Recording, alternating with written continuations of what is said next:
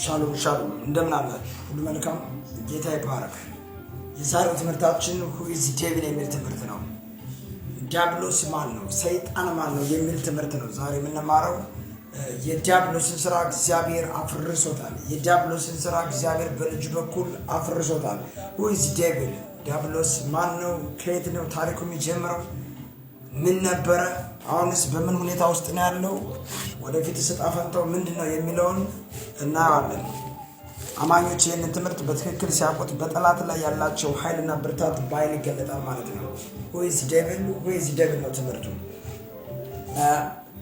የመነሻ ሐሳባችን እናደርገው በአንደኛ ዮሐንስ መልእክት ምዕራፍ 3 ከቁጥር 8 እስከ 9 ነው። አንደኛ ዮሐንስ መልእክት ላይ እንገባለን ማለት ነው። በልጁ በኢየሱስ ስም አነበዋለሁ። እንዲህ ይላል፣ ኃጢአትን የሚያደርግ ከዲያብሎስ ነው፣ ዲያብሎስ ከመጀመሪያ ኃጢአትን ያደርጋልና፣ ስለዚህ የዲያብሎስን ሥራ እንዲያፈርስ የእግዚአብሔር ልጅ ተገለጠ። የእግዚአብሔር ልጅ ምን አለ? ተገለጠ። ከእግዚአብሔር የተወለደ ሁሉ ኃጢአትን አያደርግም፣ ዘሩ በእርሱ ይኖራልና ከእግዚአብሔርም ተወልዷልና ይላል። አሜን። ስለ ቃሉ አምላካችን እግዚአብሔር ስም የተመሰገነ ይሁን። አሁን እዚህ ጋር መጽሐፍ ምን እያለ ነው? ሰማይ ምንድነው እያወራ ያለው? የዲያብሎስን ስራ ያፈርስ ዘንድ የእግዚአብሔር ልጅ ክርስቶስ ተገልጧል። ኦልሬዲ ምንድነው እያለ ነው? የዲያብሎስ ስራ ፈርሷል የሚለውን እመን። መንፈሳዊ ዓለም ላይ ፈርሷል፣ አብቅቷል። ጦርነቱ አብቅቷል። መንፈሳዊ ዓለም ላይ ፈርሷል። ሞት በኢየሱስ ተሸንፏል። እርግማን በኢየሱስ ተሸንፏል። ድህነት፣ በሽታ የሚባሉ ነገሮች በኢየሱስ ተሸንፈዋል። በመስቀሉና በማዳኑ ስራ የዲያብሎስ ስራ ምን ብሏል? ፈርሷል። በቃ ፈርሷል ማለት ከሽፏል፣ ተበላሽቷል፣ አይሰራም፣ ኃይሉ ተሰብሮበታል ነው እያለ ያለው። ይህን ያክል ካል የዲያብሎስ ስራ ያፈርስ ዘንድ የእግዚአብሔር ልጅ ክርስቶስ ተገልጧል። አሁን ዛሬ በዚህ ምሽት በአንተ ህይወት ላይ በአንተ ነገር ላይ ማንኛውም የጠላት ስራ ሆኖ ያለ የተቀመጠ እርግማን ይፈርሳል፣ በኢየሱስም ይፈርሳል። in the name of Jesus። ይህንን ካልን ስለመፈረሱ ከነገርን ማን ነው ዲያብሎስ? ግን ይሄ ዲያብሎስ ማን ነው? ዲያብሎስ በራሱ ማን ነው? ዲያብሎስ መጽሐፍ ሰይጣን ይለዋል፣ ታላቁ ዘንዶ ይለዋል፣ የቀደመው የጥንቱ እባብ ይለዋል፣ በብዙ ስም ይጠራዋል። ግን ዲያብሎስን ዲያብሎስ አድርጎ የፈጠረው የለም። ዲያብሎስ እንዲሆን ክፉ እንዲሆን ተብሎ አልተፈጠረም። በራሱ ሚስቴክ በራሱ በማይመለከተው የውስጥ ስርዓት ሲገባ መሆን የማይችለው ነገር መሆን ሲመኝ ምን ብሏል? ተጥሏል ማለት ነው። ኢሳይያስ መጽሐፍ ምዕራፍ 14 ከቁጥር 12 እስከ 19 እንዲሁም ትንቢተ ኤርምያስ ምዕራፍ 28 ትንቢተ ሕዝቅኤል ትንቢተ ሕዝቅኤል ምዕራፍ 28 ከቁጥር 10 እና 11 ጀምራችሁ እስከ 19 ሁለቱ ቁጥር እስከ 19 ስትሄዱ ስለ ዲያብሎስ ቁልጭ አድርጎ ይናገራል ማለት ነው። ዲያብሎስ መልአክ ከመላእክቶች መካከል አንዱ አይደለም። ከመላእክቶች መካከል አልነበረም፣ መልአክ አልነበረም። ሲጀመር እሱ ኪሩቤል የነበረው በጣም ከመላእክትም ከፍ ያለ ክብር ነበረው። አሁን ደግሞ በጣም በታላቅ ውርደት ውስጥ ይገኛል። አሁን ግን እግዚአብሔር በታላቅ ውርደት ከሰው ልጆች ህይወት ላይ የተጣለ የተረገጠ አድርጎታል። እንዲህ ላም በፍጥነት አነበዋለሁ። ቁጥር 12 ኢሳይያስ 14:12 በልጁ በኢየሱስ አነበዋለሁ። አንተ የንጋት ልጅ አጥቢያ ኮከብ ወይ እንዴት ከሰማይ ወደቅ? የሚያወራው ስለሱ ነው። እንዴት ከሰማይ ወደቅ? አንተ ቀድሞ መንግስታትን ያዋረድክ እንዴት ወደ ምድር ተጣልክ?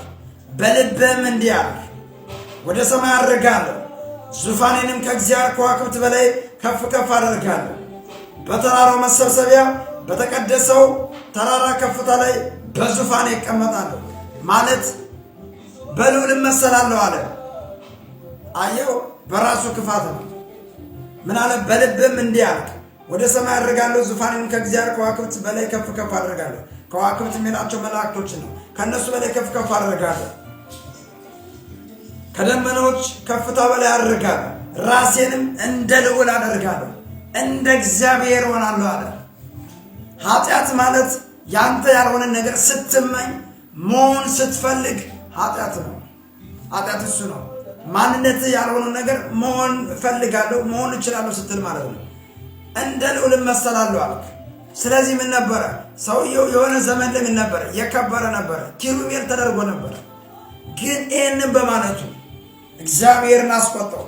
እግዚአብሔር ወዲያውኑ አንኮታኮተው፣ አዋረደው። እንደዚያ ነው እግዚአብሔር። ነገር ግን ወደ ሲኦል ወደ ጥልቁም ጉድጓድ ወርደሃል። የሚያዩም አተኩረው እየተመለከቱ በመገረም ስላንተ እንዲህ ይላሉ፣ ያ ምድርን ያናወጠ መንግስታትን ያንቀጠቀጠ ይህ ሰው ነውን? ዓለምን በምድረ በዳ ያደረገ ከተሞችን ያፈራረሰ ምርኮኞቹን ወደ ሀገራቸው እንዳይሄዱ የከለከለ ይህ ነውን? የአሕዛብ ነገሥታት ሁሉ በክብር አንቀላፍተዋል፣ በየመቃብራቸው አርፏል። አንተ ግን እንደማይፈለግ ቅርንጫፍ ከመቃብር ወጥተህ ተጥለሃል። በሰይፍ በተወጉት ወደ ጥልቁ ድንጋዮች በወረዱት በተገደሉ ተሸንፈሃል። እንደተረገጠ ሬሳ ሆነሃል። ሬሳ ነህ ያለው መጽሐፍ። ሬሳ ነው። አሁን ዲያብሎስ ሬሳ ማለት ምንድን ነው? ሞት በሌለበት የሞተ ነገር በሌለበት ስለ ሬሳ አይወራም። ሰማይ እያወራ ያለው ሬሳ ሆኗል። አሁን ሬሳ ነው። ሬሳ እንዴት ነው አንተን ያጠቃኛል ለምትፈረው? አንቺ እንዴት ነው ሬሳ የሆነ አካል ያጠቃኛለሽ የምታስቢው? በአንተ ላይ ኃይል የለውም። ሬሳ አድርጎታል ሰማይ። ሕዝቅኤል ስትሄዱ ደግሞ አመድ ሆነሃል ነው የሚለው። እሳት ከውስጥ ወጣለች ይለዋል። እሳት ተወስዶብሃል። እግዚአብሔር እሳትን ከውስጥ አውጥቶ በራስ እሳት መልሶ አንተን በልቷል ይለዋል። ሕዝቅኤል ያለው ደግሞ እዚህ ላይ እየተወራ ያለው ስለሆነ መልአክ አይደለም፣ ስለሆነ ሰዎችም ታሪክ አይደለም፣ ስለ ዲያብሎስ ነው። አሁን ሰይጣን አጋንንት የምንለው ባገኘነው ሁሉ የምናባረረው ማለት ነው። አየው ምን ሆኗል? ሬሳ ተደርጋል። ኃጢአቱ ጸቡ ምንድን ነው? ከእግዚአብሔር ጋር እግዚአብሔርን ካልመሰልኩ አለ። ለምን? የእግዚአብሔር ቅርብ ነው። ዙፋኑን ተሸካሚ ነበረ። ኪሩቤል ነው እሱ፣ ኪሩቤል ነው። ሕዝቅኤል ስታነቡትኝ አንተ የልዑልን ዙፋን የምትጋረድ ኪሩብ ወይ የተቀባህ በውበት ፍጹም ነበርክ፣ ጥበብን የተሞላ ምናምን በጣም ይለዋል። በጣም ጥበበኛ ነበር፣ በጣም ውብ ነበር። አሁን ደግሞ በጣም ምርጥ አመዳም፣ ምርጥ የወደቀ ሬሳ ነው። ዛሬ ትረግጠዋል in the name of Jesus። ዛሬ ትረግጠዋል in the name of Jesus። ይሄ ነው ዲያብሎስ ወቆቴ። ይሄንን እየወጣ አሳውቃቸዋል በየሚዲያው። ዛሬ ዋትስአፕ ላይ ከአንድ ሰዓት በላይ ወደ 50 ደቂቃ አውርተንበታል። ለአንድ ሰዓት የሚሆን አውርተንበታል። ይሄ ነው ጠላት፣ ይሄ ነው ጠላትሽ። አሁን ሬሳ ነው። ዛሬ ማታ ትረግጠዋለህ። ዛሬ ማታ ማንኛውም ጠላታችሁ እንድረሳ ይሆንላችኋል። ዘንዶው ይወጋል in the name of Jesus። ልውጋው ልበለው። ከቢዝነሳችሁ ላይ ዛሬ ባቡን ወጋዋለሁ። አገልግሎት ላይ ወጋዋለሁ። ትዳር ላይ ወጋዋለሁ። ዘመንን ይለቀዋል። የዲያብሎስ ስራ ፈርሷል። አማኞች እንዳይሸውዳችሁ። በጣም ባህሪው ሲናገር አታላይ ነው። የሱ አሁን ተፍ የሚለው ጥበቡ የት ጋር ነው ካልከኝ ማታለል ነው። ማታለል ለምሳሌ ሁለተኛ ቆሮንቶስ ምዕራፍ 2 ከቁጥር 11 ላይ ግቡ። እንዴት እንደሚያታልል ሁለተኛ ቆሮንቶስ ምዕራፍ 2:11 እንደዚህ ይላል፣